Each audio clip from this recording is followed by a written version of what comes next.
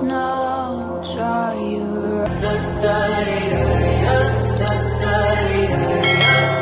Hi, welcome back to my channel. ಎಲ್ಲರೂ ಹೇಗಿದ್ದೀರಾ? ಎಲ್ಲರೂ ಚೆನ್ನಾಗಿದ್ದೀರಾ ಅನ್ಕೊಂಡು ಈ ವಿಡಿಯೋನ ಸ್ಟಾರ್ಟ್ ಮಾಡ್ತಾ ಇದ್ದೀನಿ. ಇವತ್ತಿನ ನಮ್ಮ ಸೆಲೆಬ್ರಿಟಿ ಟಾಕ್ ಶೋ ನಲ್ಲಿ ನಮ್ ಜೊತೆ ಇರುವಂತವ್ರು ಗೋಲ್ಡ್ ಸುರೇಶ್ ಅವರು. ಸೊ ಗೋಲ್ಡ್ ಸುರೇಶ್ ಅವರು ಬಿಗ್ ಬಾಸ್ ಲೈಫ್ ಹೇಗಿತ್ತು, ಮುಂದಿನ ಪ್ಲಾನ್ಸ್ ಏನು ಇದೆ, ಅದರ ಬಗ್ಗೆ ಒಂದಷ್ಟು ಚಿಕ್ಕದಾಗಿ ಮಾತನಾಡ್ತಾ ಹೋಗೋಣ. ಸರ್, ಮೈ ತುಂಬಾ ಗೋಲ್ಡ್ ಹಾಕೊಂಡು ಗೋಲ್ಡ್ ಸುರೇಶ್ ಅಂತ ಫೇಮಸ್ ಆದವ್ರು ನೀವು. ಸೊ ಸಡನ್ ಆಗಿ ಬಿಗ್ ಬಾಸ್ಗೆ ಕರೀತಾರೆ.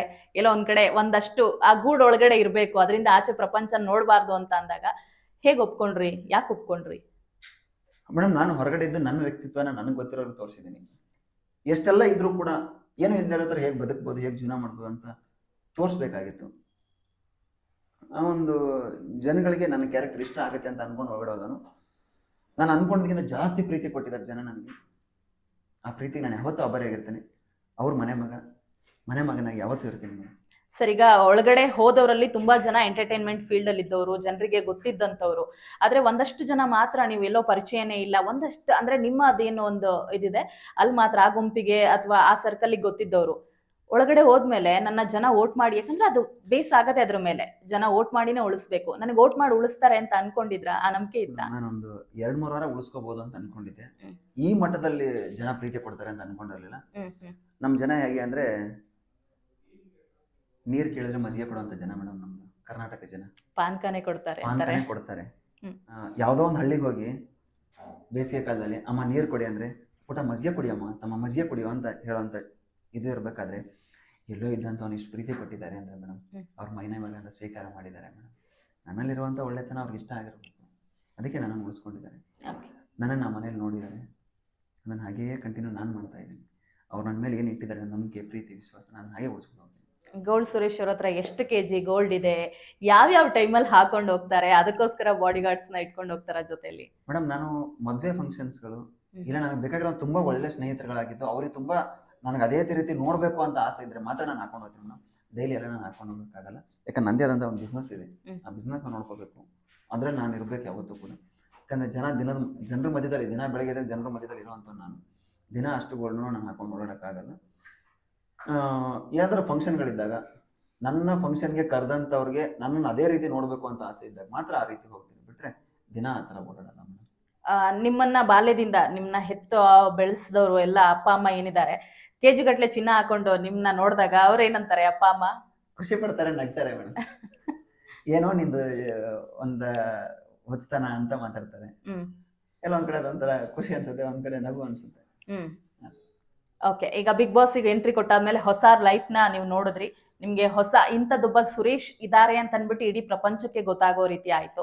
ಸೊ ಆ ಬಿಗ್ ಬಾಸ್ ಬಗ್ಗೆ, ಅಂದ್ರೆ ನಿಮ್ಗೆ ಹೊಸ ಲೈಫ್ ಕೊಟ್ಟಂತಹ ಬಿಗ್ ಬಾಸ್ ಆಗಿರಬಹುದು, ಆ ಬಿಗ್ ಬಾಸ್ಗೆ ಮತ್ತೊಬ್ಬ ಬಿಗ್ ಬಾಸ್ ಇದ್ದಾರೆ, ಸುದೀಪ್ ಅವರ ಬಗ್ಗೆ. ನಮ್ ಬಿಗ್ ಬಾಸ್ ಯಾವತ್ತಿದ್ರು ನಮಗೆ ಬಾಸ್ ಅವರು, god big boss, godfather Sudeep sir. Big boss ಸುಮಾರು ವಿಚಾರಗಳನ್ನು ನಮಗೆ ಕಲಿಸ್ಕೊಟ್ರೆ, ಸುದೀಪ್ ಸರ್ ಸುಮಾರು ಪಾಠಗಳನ್ನು ಕಲಿಸ್ಕೊಟ್ಟಿದ್ದಾರೆ. ಜೀವನದಲ್ಲಿ ಹೇಗಿರಬೇಕು, ಹೇಗೆ ಜೀವನ ಮಾಡಬೇಕು, ಯಾವ ಥರ ಜೀವನದಲ್ಲಿ ಮುಂದುವರಿಬೇಕು ಅಂತ ಹೇಳ್ಕೊಟ್ಟಿದ್ದಾರೆ ಸುದೀಪ್ ಸರ್. ಅದೆಲ್ಲವೂ ಜೀವನದಲ್ಲಿ ಅಳವಡಿಸ್ಕೊಂಡು ಹೋಗ್ತಾರೆ ಅಂತ ನಾನು ಹೊಸ ಪಾಠ ಕಲ್ತಿದ್ದೀನಿ. ಬಿಗ್ ಬಾಸ್ಗಿಂತ ಹೋಗಿಂತ ಮುಂಚೆ ಚಾಪ್ಟರ್ 1 ಸುರೇಶ್, ಇವಾಗ ಚಾಪ್ಟರ್ 2 ಆಗಿ ಜೀವನ ಮಾಡ್ತಾ ಇದ್ದೀನಿ. ಚಾಪ್ಟರ್ 1ಗಿಂತ ಚಾಪ್ಟರ್ 2 ಅಲ್ಲೇ ತುಂಬಾ ನೆಮ್ಮದಿ ಇದೆ, ತುಂಬಾ ಖುಷಿ ಇದೆ. ಚಾಪ್ಟರ್ 3 ಏನಾದ್ರು ಎಕ್ಸ್ಪೆಕ್ಟ್ ಮಾಡ್ಬೋದಾ ನಾವು ಮುಂದಿನ ದಿನಗಳಲ್ಲಿ? ಗೊತ್ತಿಲ್ಲ ಮೇಡಮ್. ಓಕೆ, ಕಾಲ ಹೇಗೆ ಬದಲಾಗುತ್ತೋ ಆ ಥರ ನಾವು ಬದಲಾಗ್ತಾ ಇರ್ತೀವಿ. ಬಟ್ ಈ ಕ್ಷಣಕ್ಕೆ ಇಲ್ಲಿಂದ ನಾನು ನಿರ್ಧಾರ ಮಾಡ್ಕೊಂಡಿದ್ದೀನಿ, ಹೇಗೆ ಜೀವನ ಮಾಡ್ಬೇಕು ಇನ್ಮೇಲಿಂದ ಅಂತ, ಅದೇ ಥರ ಮಾಡ್ತಾ ಇದ್ದೀನಿ. ಬಿಗ್ ಬಾಸ್ ಅಲ್ಲಿ ಸ್ವರ್ಗ ನರಕ ಕಾನ್ಸೆಪ್ಟ್, ಇದ್ರ ಬಗ್ಗೆ? ಸ್ವರ್ಗನೇ ನರ್ಕನೇ. ಆ ಸ್ವರ್ಗ ನರ್ಕ ಕಾನ್ಸೆಪ್ಟ್ ಇಡೀ ಮನೆಯವ್ರಿಗೆ ಎಲ್ಲರೂ ಕೂಡ ಅದರದ್ದು ಅನುಭವ ಆಗಬೇಕಾಗಿತ್ತು. ಕಾರಣಾಂತರಗಳಿಂದ ಆಗಿಲ್ಲ. ಅದೊಂದು ಹೊಸ ಅನುಭವ ಮೇಡಮ್. ನರಕದಲ್ಲಿ ನಿಮ್ ಜೊತೆ ಇದ್ದಂತಹ ಅನುಷ್ ಅವ್ರನ್ನ ತಂಗಿ ಅಂತೀರಾ, ತಂಗಿಗೆ ಏನು ಕೊಡಲ್ವಾ ಅಂತ ಹೇಳಿ ಸುದೀಪ್ ಸರ್ ಗೋಲ್ಡ್ ಚೈನ್ ಹಾಕಿಸ್ತಾರೆ. ಮತ್ತೊಂದ್ ಕಡೆ ಅಳಿಯ ಅಂತ ಅಂತಿರ್ತೀರಾ, ಅಳಿಯಂಗೆ ಏನೂ ಕೊಡಲ್ವಾ ಅಂತ ಹೇಳಿ ಗೋಲ್ಡ್ ಚೈನ್ ಹಾಕಿಸ್ತಾರೆ. ಇಬ್ರು ಇಸ್ಕೊಂಡ್ ಬಂದಿದ್ದೀರಿ, ವಾಪಸ್ ಕೊಡ್ತೀರಾ ಏನಾದ್ರು? ವಾಪಸ್ ಬಂದಿದ್ದಲ್ಲ, ಆ ಕ್ಷಣಕ್ಕೆ ಅಲ್ಲ, ಅದೊಂದು ಕಾಮಿಡಿ ಸೀನಾಗ ಅವ್ರು ತಗೊಂಡ್ ಮಾಡಿದ್ದುಂಟು, ಅಷ್ಟು ಬಿಟ್ರೆ ಆತರ ಏನಾದ್ರು ಬೇಕು ಅಂದಾಗ ನಾನು ನನ್ನ ಅಳಿಯನ್ಗೆ ಕೊಟ್ಟಿದ್ದೆ. ನನ್ನ ಅಳಿಯ ನನಗೆ ಬೇಡ, ನನಗೆ ಮದುವೆಯಲ್ಲಿ ಮಾಡು ಅಂತಂದ. ನನ್ನ ಅಳಿಯನ್ ಮದುವೆ ನಾನೇ ಮುಂದೆ ನಿಂತು ಮಾಡ್ತಾ ಇದ್ದೀನಿ. ಅಳಿಯನ್ ಬಗ್ಗೆ ತುಂಬಾ ಪ್ರೌಡ್ ಫೀಲ್ ಇದೆ. ನನ್ನ ಅಳಿಯ ಗೆದ್ದು ಬರ್ಲಿ ಅಂತ ನಾನು ಬಯಸ್ತೀನಿ. ಓಕೆ ಸರ್, ಈಗ ಬಿಗ್ ಬಾಸ್ ಅಲ್ಲಿ ನಿಮ್ ಜೊತೆ 17 ಜನ ಇದ್ರು. ಆ 17 ಜನದ ಬಗ್ಗೆ ಒಂದೊಂದು ವರ್ಡ್ ಅಲ್ಲಿ ಹೇಳ್ಬೇಕು ಅಂತ ಅಂದ್ರೆ ಏನ್ ಹೇಳ್ತೀರಾ ಅಂತ ಹೇಳಿ? ಲಾಯರ್ ಜಗದೀಶ್, ಗೆಳೆಯ ಮೇಡಮ್. ಚೈತ್ರ, ಮಾತು ಕಮ್ಮಿ ಮಾಡ್ಕೊಳ್ಳಿ. ಶಿಶಿರ್, ತಮ್ಮ. ತ್ರಿವಿಕ್ರಮ್, ತಮ್ಮ. ಅಣ್ಣನ ಮನೆ ಬಾಗಿಲು ಯಾವತ್ತೂ ತಮ್ಮನಿಗೆ ಓಪನ್ ಆಗಿರುತ್ತೆ. ಓಕೆ, ನಿಮ್ಗೆ ಹೊಸದಾಗಿ ವೈಲ್ಡ್ ಕಾರ್ಡ್ ಎಂಟ್ರಿ ಮೂಲಕ ಎಂಟ್ರಿ ಕೊಟ್ಟು ನಿಮ್ ಜೊತೆ ಜಗಳಾಡದಂತಹ ರಜತ್ ಗೆಳೆಯ. ಓಕೆ, ಅನುಷಾ ತಂಗಿ. ಮೋಕ್ಷಿತಾ ತಂಗಿ. ಎಲ್ಲ ತಂಗಿ ತಮ್ಮ ಇದೇ ರೀತಿ ಅದೇ ಆಗಿರೋದು ಮೇಡಮ್. ಮನೆ ಹೊರಗಡೆ ಬಂದ್ಮೇಲೆ ಅದೇ ರೀತಿ ಇಟ್ಕೊಂಡು ಹೋಗ್ತೀರಾ? ಅದೇ ಒಳಗಡೆ ಮನೆಯಲ್ಲಿ ಅದನ್ನೇ ಬೆಳೆಸ್ಕೊಂಡ್ ಬಂದವ ನಾನು. ಹೊರಗಡೆ ಹಾಗೆ ಇರ್ತೀನಿ. ಹಂಸ. ಹಂಸನೇ ಮೇಡಮ್. ಫಸ್ಟ್ ವೀಕಲ್ಲಿ ಆಚೆ ಹೋದಂತಹ ಯಮುನಾ ಅವರು ತಾಯಿ. ಆ ತಾಯಿ ಕೊಟ್ಟಿದ್ರ ಅವ್ರು ಒಂದ್ ವೀಕಲ್ಲಿ ಅವ್ರ ಜೊತೆ ಒಂದ್ ಬಾಂಡಿಂಗ್ ಇತ್ತ? ಚೆನ್ನಾಗಿತ್ತ? ಇತ್ತು ಮೇಡಮ್. ಅವ್ರು ಹೇಳೋದು ಅನ್ನೊಂದು ಜೀವನದಲ್ಲಿ ತಗೋಬೇಕಾಗಿತ್ತು. ಅವ್ರು ಇನ್ನೂ ಇರಬೇಕಾಗಿತ್ತು. ತುಂಬಾ ಜನ ಮನೇಲಿ ಇದ್ದಿದ್ರೆ ತುಂಬಾ ಪಾಠಗಳನ್ನ ಎಲ್ಲರೂ ಕಲಿತಾ ಇದ್ದಾರೆ ಅವರಿಂದ. ಎಲ್ಲರೂ ಹೋಗಿದ್ದು ಬೇಜಾರಿದೆ ಮೇಡಮ್. ಅವ್ರು ಮಾತಾಡೋಂಥ ಶೈಲಿ, ಅವ್ರು ಮಾತಾಡೋಂಥ ರೀತಿ, ಅವ್ರು ಕೊಡೋಂಥ ಉತ್ಸಾಹ, ಹುಮ್ಮಸ್ಸು ಇರ್ತಿತ್ತಲ್ಲ, ಅದು ಎಲ್ಲೋ ಒಂದ್ ಕಡೆಗೆ ನಮ್ಮ ತಾಯಿ ಯಾರೋ ಒಬ್ಬರು ಮನೆಗೆ ಹೋದ ತಾಯಿ ಹೆಂಗೆ ಕೊಡ್ತಾರೋ ಆ ಥರ ಹುಮ್ಮಸ್ಸು ನಾವು ಕೊಡ್ತಾ ಇದ್ವಿ. ಓಕೆ, ಗೌತಮಿ. ನೆಗೆಟಿವ್. ಮಂಜು. ಪಾಸಿಟಿವ್ ಅಲ್ಲಿ ಇನ್ನೂ ಪಾಸಿಟಿವ್ನ ಹುಡುಕಕ್ಕೆ ಹೋಗಿ ಕಳೆದೋಗ್ಬಿಟ್ಟಿರೋ ಮಂಜಣ್ಣ. ಧನ್ರಾಜ್. ಗೆಳೆಯ. ಏನು ಉಳಿದಂಥವ್ರು ಇದ್ರಲ್ಲ, ಟೋಟಲ್ ಆಗಿ ಈ ಮನೆ ಹಿಂಗಿರ್ಬೇಕಿತ್ತಪ್ಪ ಅಂತ ಅನ್ಸಿತ್ತ ಯಾವಾಗಾದ್ರೂ?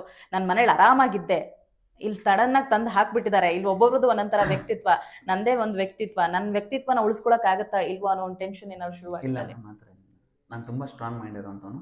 ನಾನು ಏನು ಮಾಡಬೇಕು ಅಂತ ನಿರ್ಧಾರ ಮಾಡ್ಕೊತೀನಿ, ಹೇಗಿರ್ಬೇಕು ಅಂತ ಹಾಗೆ ಇರ್ತೀನಿ. ಓಕೆ, ಕಿಚ್ಚನ ಚಪ್ಪಾಳೆ ಸಿಗತ್ತೆ, ಉತ್ತಮ ಸಿಗತ್ತೆ ನಿಮ್ಗೆ, ಅದ್ರ ಬಗ್ಗೆ ಏನು ಹೇಳ್ತೀರಿ? ತುಂಬಾ ಪ್ರೌಡ್ ಫೀಲ್ ಇದೆ. ಎಲ್ಲ ಒಂದ್ ಕಡೆಗೆ ಅನಿರೀಕ್ಷಿತ, ನಾನು ಯಾವುದನ್ನು ಬಯಸದೆ ಬಂದ ಭಾಗ್ಯಗಳೆಲ್ಲವೂ ಕೂಡ ಆ ಮನೆಯಲ್ಲಿ ತುಂಬಾ ಗುಡ್ ಫೀಲ್ ಇದೆ ಮೇಡಮ್. ಓಕೆ, ಫ್ಯೂಚರ್ ಪ್ಲಾನ್ಸ್ ಏನು ಮೇಡಮ್? ಬಿಸ್ನೆಸ್ ಮಾಡ್ತಾ ಇದ್ದೀನಿ, ಜೊತೆಗೆ ಇವಾಗ ಒಂದಿಷ್ಟು ಜನಕ್ಕೆ ಉದ್ಯೋಗ ಕೊಟ್ಟಿದ್ದೀನಿ. ಅಂದ್ರೆ ಆಲ್ರೆಡಿನೂ ಅದು ಬಿಗ್ ಬಾಸ್ಗೆ ಹೋಗಕ್ ಮುಂಚೆನೂ ನಿಮ್ದು ಬಿಸ್ನೆಸ್ ಗಳು ನಡೀತಾ ಇತ್ತು? ಇನ್ನೊಂದಿಷ್ಟು ಜನಕ್ಕೆ ಉದ್ಯೋಗ ಕೊಡ್ತೀನಿ. ಸದ್ಯಕ್ಕೆ ಇವಾಗ ನಾನು ಇಂಟೀರಿಯರ್ ಮತ್ತೆ ಕನ್ಸ್ಟ್ರಕ್ಷನ್ ಬಿಸ್ನೆಸ್ ನ ಹೊರತುಪಡಿಸಿ ಹೋಟೆಲ್ ಬಿಸ್ನೆಸ್ಗೆ ಪ್ರಾರಂಭ ಮಾಡ್ತಾ ಇದ್ದೀನಿ. ಹೊಸ ಬಿಸ್ನೆಸ್, ಹೋಟೆಲ್ ಬಿಸ್ನೆಸ್ ಸ್ಟಾರ್ಟ್ ಮಾಡ್ತಾ ಇದ್ದೀನಿ. ಜೊತೆಗೆ ಇನ್ನೊಂದಿಷ್ಟು ಪ್ಲಾನ್ಸ್ಗಳಿದೆ. ಒಂದು ಫೌಂಡೇಶನ್ ಪ್ರಾರಂಭ ಮಾಡ್ಬೇಕಂತ ಇದೆ. ಇದೆಲ್ಲ ಮಾಡಿ ಆದಷ್ಟು ನನ್ನ ಕಡೆಯಿಂದ ಒಳ್ಳೊಳ್ಳೆ ಕಾರ್ಯಗಳನ್ನ ಮಾಡೋಣ. ಇನ್ನೊಂದು ಸ್ವಲ್ಪ ಜನಕ್ಕೆ ಎಂಪ್ಲಾಯ್ಮೆಂಟ್ ಕ್ರಿಯೇಟ್ ಮಾಡೋಣ ಅಂತ ಆಸೆ. ದುಡ್ಡಿರೋರು, ಬಿಸ್ನೆಸ್ ಮಾಡ್ತಿರೋರು ಆಲ್ಮೋಸ್ಟ್ ಇವಾಗ ಫಿಲ್ಮ್ ಪ್ರೊಡ್ಯೂಸಿಂಗ್ ಇಳಿತಿದ್ದಾರೆ, ನಿರ್ಮಾಪಕರಾಗಿ ಗುರುತಿಸ್ಕೊಳ್ತಾ ಇದ್ದಾರೆ. ನೀವೇನಾದ್ರು ಆ ಹಾದಿ ತುಳಿಬೇಕು ಅಂತಿದ್ದೀರಾ? ಇಲ್ಲ ಮೇಡಮ್. ಓಕೆ, ಸರಿ. ಒಂದು ಶಾಕಿಂಗ್, ಒಂದು ಇತಿಹಾಸ ಅಂತ ಹೇಳಿದ್ರೆ ಸ್ವರ್ಗ ನರಕ ಅನ್ನೋ ಕಾನ್ಸೆಪ್ಟ್ ಬಿಗ್ ಬಾಸ್ ಅಲ್ಲಿ. ಮತ್ತೊಂದು ಕಡೆ ಮತ್ತೊಂದು ದೊಡ್ಡ ಶಾಕ್ ಇಡೀ ಕರ್ನಾಟಕದ ಜನತೆಗೆ ಅಂತ ಹೇಳಿದ್ರೆ, ಕಿಚ್ಚ ಸುದೀಪ್ ಅವರು ಅನೌನ್ಸ್ ಮಾಡ್ತಾರೆ, ಇದೇ ನನ್ನ ಲಾಸ್ಟ್ ಸೀಸನ್ ಅಂತ ಹೇಳಿ, ನೆಕ್ಸ್ಟ್ ಸೀಸನ್ ಇಂದ ನಾನು ಇರೋದಿಲ್ಲ ಅಂತ ಹೇಳಿ. ಸೊ ಆ ವಿಷಯ ಮುಂದೆ ಮಾತ್ರ ಹೇಳ್ಬೇಕು ಅಂದ್ರೆ, ದೇವ್ರ ಗುಡಿಯಲ್ಲಿ ಮೂರ್ತಿ ಇಲ್ಲದ ದೇವ್ರನ್ನ ನೋಡ್ದಾಗೆ ಬಿಗ್ ಬಾಸ್ ಮನೆ. ಅವ್ರೇನಾದ್ರು ಇಲ್ಲ ಅಂದ್ರೆ, ಒಂದು ವೇಳೆ ಅದು ನಿಜ ಆಯ್ತು, ಬಹುಶಃ ಅವ್ರನ್ನ ಏನಾದ್ರೂ ಕಾಂಪ್ರಮೈಸ್ ಮಾಡುವಂತಹ ಕೆಲಸ ಮಾಡಬಹುದು ಕಲರ್ಸ್. ಯಾಕಂತ ಹೇಳಿದ್ರೆ ಅವ್ರನ್ನ ಆ ಜಾಗದಲ್ಲಿ ಬೇರೆಯವ್ರನ್ನ ಊಹಿಸ್ಕೊಳ್ಳೋದಕ್ಕೆ ಸಾಧ್ಯನೇ ಇಲ್ಲ. ಒಂದು ವೇಳೆ ಅದು ಆಗ್ಲಿಲ್ಲ, ಅದಾಗಿ ಹೊರತಾಗಿ ಬೇರೆ ಯಾರನ್ನೋ ಕರ್ಕೊ ಬರ್ಬೇಕು ಅಂತ ಅಂದ್ರೆ, ಇಂಥವ್ರೊಬ್ರು ಅಟ್ಲೀಸ್ಟ್ ಓಕೆ ನಮ್ಗೆ ಅದನ್ನ ಜನ ಒಪ್ಕೊಳ್ತಾರೆ ಅಂತ ಯಾರಿಗಾರು ಅನ್ಸುತ್ತೆ? Okay, thank you so much sir, ಸಾಕಷ್ಟು ವಿಚಾರಗಳನ್ನ ಹಂಚ್ಕೊಂಡಿದ್ದಾನೆ. Thank you so much ma'am. ನಿಮಗೂ ನಿಮ್ಮ ಇಡೀ ವಾಹಿನಿಗೂ ಕೂಡ ತುಂಬ ಹೃದಯದ ಧನ್ಯವಾದಗಳು. Thank you. ಸೊ ಇಲ್ಲಿಗೆ ಈ ವಿಡಿಯೋನ ಎಂಡ್ ಮಾಡ್ತಾ ಇದ್ದೀನಿ. ವಿಡಿಯೋ ಯಾರಿಗೆಲ್ಲ ಇಷ್ಟ ಆಯ್ತು ಪ್ಲೀಸ್ ಲೈಕ್ ಮಾಡಿ. ಹಾಗೆ ಯಾರೆಲ್ಲ ಫಸ್ಟ್ ಟೈಮ್ ನನ್ನ ಚಾನೆಲ್ನ ನೋಡ್ತಾ ಇದ್ದೀರಾ ಪ್ಲೀಸ್ ಸಬ್ಸ್ಕ್ರೈಬ್ ಮಾಡಿ. ಜೊತೆಗೆ ಇದೇ ರೀತಿಯ ಸಪೋರ್ಟ್ ಮಾಡ್ತಾ ಇರಿ. Thank you.